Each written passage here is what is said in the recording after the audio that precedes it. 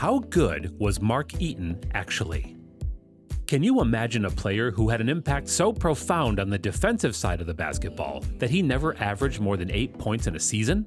The man I am talking about is one of the greatest center players in NBA history, Utah Jazz legend Mark Eaton. Unfortunately, the legend died a couple of weeks ago in Utah in a bike accident, and the whole NBA family, the players, the fans, and everyone is saddened by it. The Jazz described him in a statement as an enduring figure in our franchise history, who had a significant impact in the community after his basketball career. In this video, we're going to talk about Eaton's NBA career and see how good he was. College career. After graduating high school, Eaton did not initially play basketball. Instead, he worked as a service technician in a garage. Eaton worked as an automobile mechanic for about 3 years, then shortly got discovered by an assistant coach of the Cypress Junior College basketball team.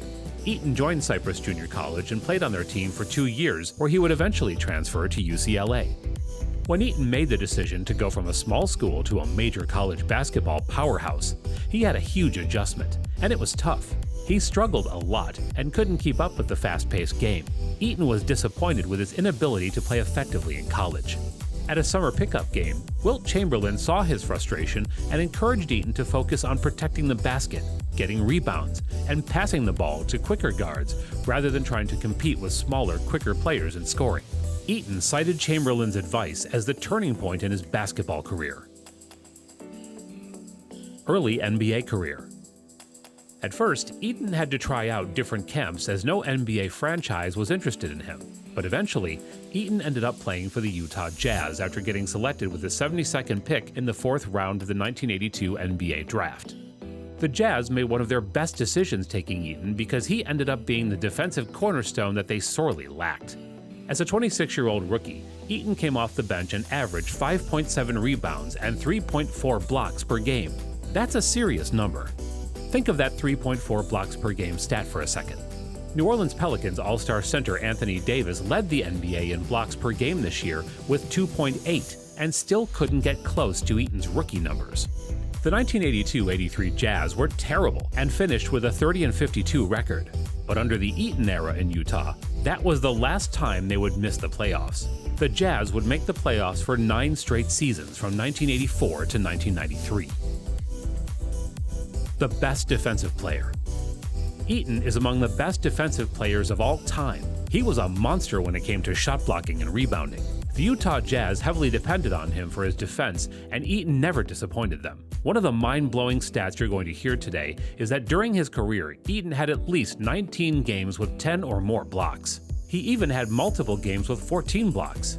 Who does that? I've never seen a center so dominant defensively, and I'm pretty upset because I don't know if I ever will. Also, this one always seems to get left off the lists of unbreakable or otherwise incredible NBA statistical records. In the 1984-85 season, Eaton had 456 blocks. 456 blocks. That's an average of 5.56 blocks per game. Is that likely to be broken anytime soon? I don't think so. Peak years. In Eaton's 3rd season in 1984-85, he blocked 456 shots, shattering the NBA record for most blocked shots in a single season set during the 1973-74 season by Elmore Smith, who had blocked 393 shots for the Los Angeles Lakers. Eaton averaged 5.56 blocks per game, which remains the highest average since the NBA started officially tracking that statistic. In addition, Eaton averaged 11.3 rebounds per game, ranking 5th in the league in that category.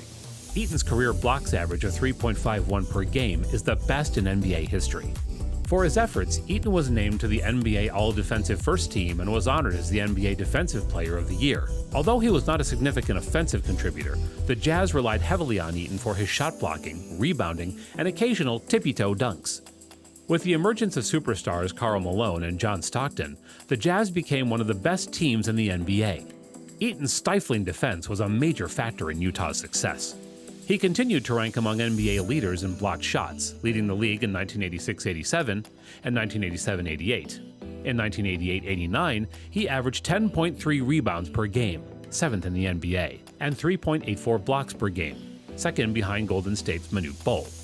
He was named NBA Defensive Player of the Year for the second time in his career, and was also named to the NBA All-Defense First Team for the third time in his career. In addition, he was chosen to play in the 1989 NBA All-Star Game, joining teammates Malone and Stockton on the Western Conference team.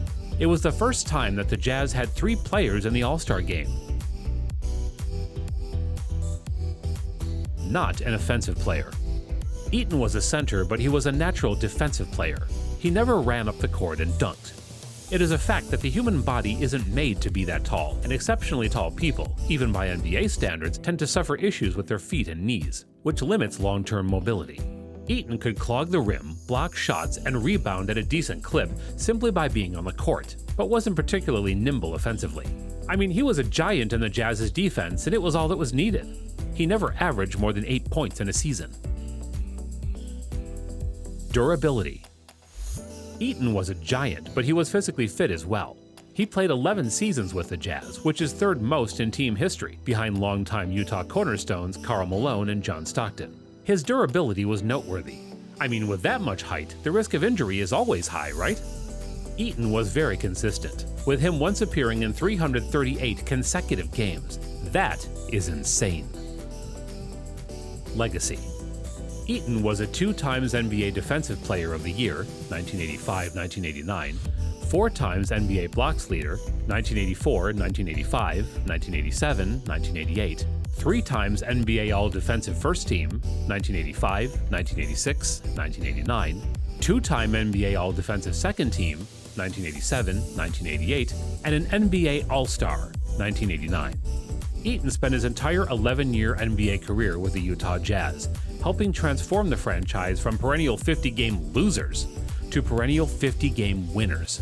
In 875 games, he scored 5,216 points, grabbed 6,939 rebounds, and blocked 3,064 shots. At the time of his retirement, he ranked second all-time in league history in total blocked shots, behind Kareem Abdul-Jabbar's career total of 3,189. Eaton is the NBA all-time leader in blocks per game, with a career average of 3.50. He never averaged more than 10 points per game in a season, which frustrated Utah fans after his scoring tapered off after a career high of 9.7 in 1984-85. To honor his contributions to the team, the Utah Jazz retired Eaton's number 53 during the 1995-96 regular season. In 2010, Eaton was inducted into the Utah Sports Hall of Fame, the same year as fellow NBA and former Jazz player Tom Chambers.